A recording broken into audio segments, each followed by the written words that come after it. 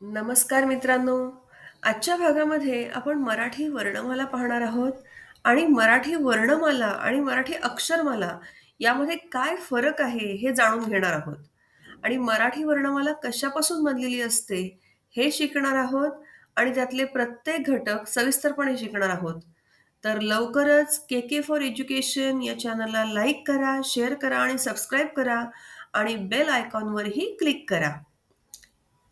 चला तर मग चालू करूया मराठी वर्णमाला. आता आपण शिकलेलो आहोत, की मराठी वाक्य ही कशी बनतात? तर ती बनतात अनेक शब्दांनी आणि शब्द कसे बनतात? तर ते बनतात अक्षरांनी. बरोबर? आता उदाहरणार्थ, आम्ही आंबे खातो. हे जे वाक्य आहे, ते बनलेलं आहे 3 शब्दांनी. म्हणजे आम्ही, आंबे आणि खातो. आणि आम्ही हा शब्द बनलेला आहे आ आणि म्ही या 2 अक्षरांनी. चला तर मग आपण शिकूया, की मराठी वर्णमाला ही कशी बनलेली आहे. ठराविक क्रमाने आलेल्या अक्षरांच्या समूहाला काही अर्थ प्राप्त झाला तर त्याला शब्द असं म्हणतात. आणि अक्षरं ही जी असतात, ती आपल्या ध्वनीच्या किंवा आवाजाच्या खुणा आहेत. म्हणून त्यांना ध्वनिचिन्ह असं म्हणतात. बरोबर?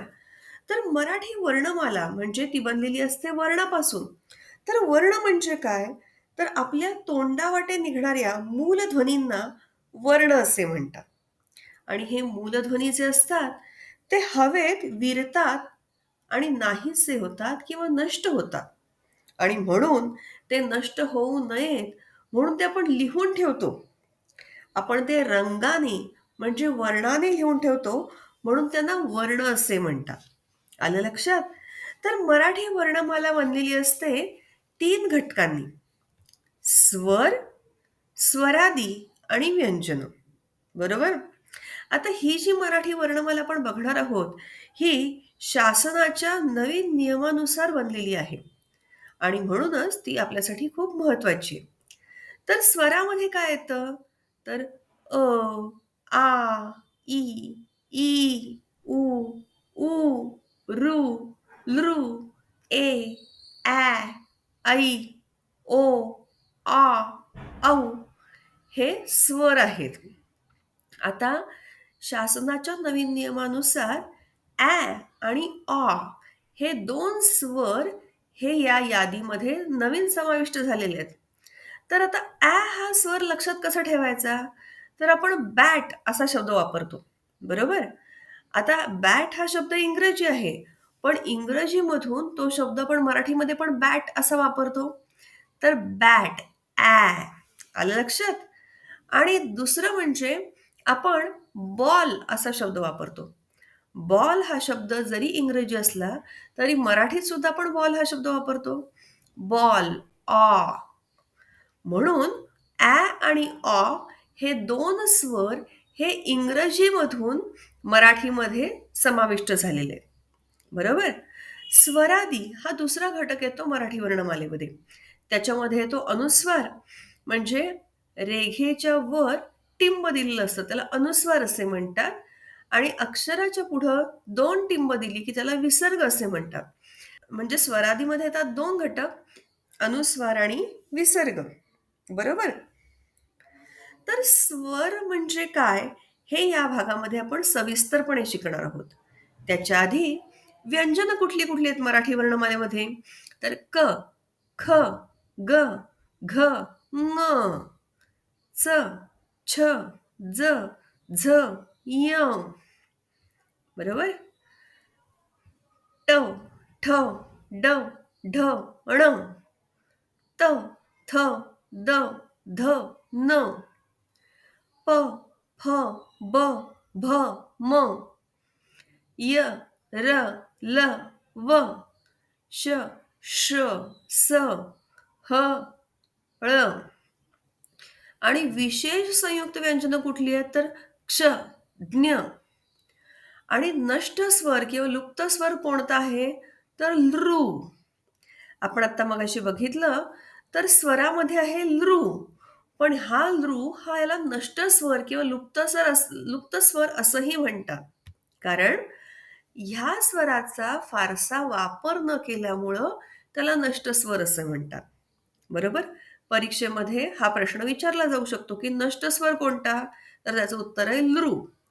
तर मराठीमध्ये असा एक शब्द आहे क्लृप्ती. क्लृप्ती म्हणजे योजना. काही विशिष्ट योजना केली असेल त्याला क्लृप्ती लढवली, शक्कल लढवली असं आपण म्हणतो. तर हा एकमेव असा जो शब्द आहे, त्याच्यामध्ये लृ या स्वराचा समावेश झालेला आहे. बरोबर? तर वर्ण म्हणजे काय? तर आपल्या तोंडावाटे निघणाऱ्या मूलध्वनींना आपण वर्ण असे म्हणतो. वर्णाचे प्रकार आपण बघितले. स्वर. स्वर हा शब्द स्वरू म्हणजे उच्चार करणे, ध्वनी करणे या धातूवरून आलेला आहे. स्वर म्हणजे उच्चार करणे, ध्वनी करणे.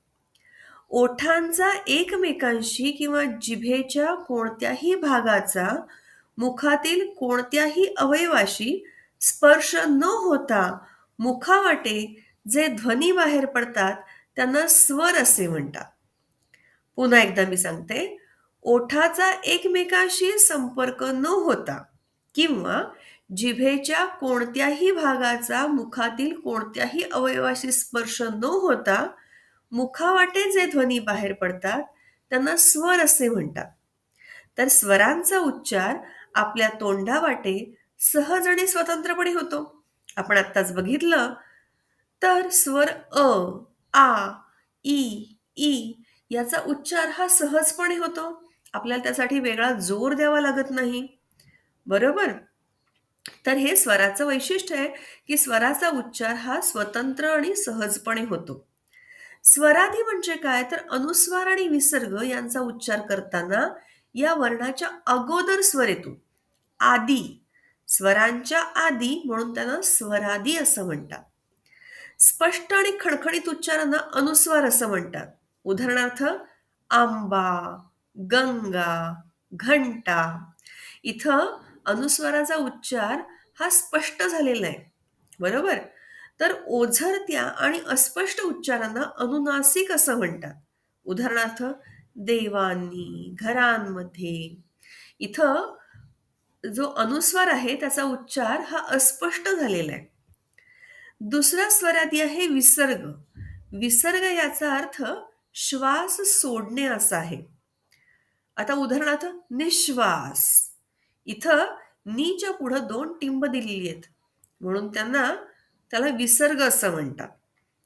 आणि इथं आपण श्वास सोडतो. निश्वास. आलं लक्षात? तर तिसरा घटक वर्णमालेतला महत्वाचा आहे. त्याला म्हणतात व्यंजन. तर आपण आता मगाशी बघितलं, तर व्यंजनं कुठली कुठली आहेत? तर क, ख, ग, घ, ङ अशी. बरोबर? तर इथे काय होतं? व्यंजनांचा उच्चार हा स्वतंत्रपणे करता येत नाही. म्हणून त्याचा आपण पाय मोडलेला आहे बघितलं? क, ख मध्ये. तर ज्या वर्णांचा उच्चार स्वरांच्या सहाय्या वाचून पूर्ण होत नाही, त्यांना व्यंजन असं म्हणतात. म्हणजे व्यंजनांचा उच्चार पूर्ण करण्यासाठी त्यांना स्वरांचं सहाय्य लागतं. आता अक्षरमाला म्हणजे काय? अक्षर म्हणजे काय? तर अक्षरे म्हणजे पूर्ण उच्चारलेले वर्ण. बरोबर? तर मराठी अक्षरमाला आपण बघूया. स्वर आहेत, स्वरादी आहेत आणि व्यंजन आहेत. स्वर कुठले कुठले आहेत? अगदी हुबेहूब वर्णमालेसारखेच.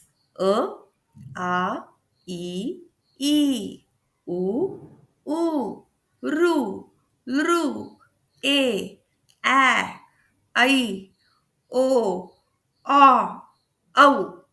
आलं लक्षात? तर स्वरादी कुठले आहेत? तर अनुस्वार आणि विसर्ग. अगदी हुबेहूब मराठी वर्णमालेसारखेच. मात्र व्यंजनामध्ये काय फरक झालाय बघा. व्यंजनं कशी आहेत अक्षरमालेमधली? ती पूर्ण आहेत. क, ख, ग, घ, ङ, च, छ, ज, झ, य, ट, ठ, ड, ढ, ण, त, थ, द, ध, न,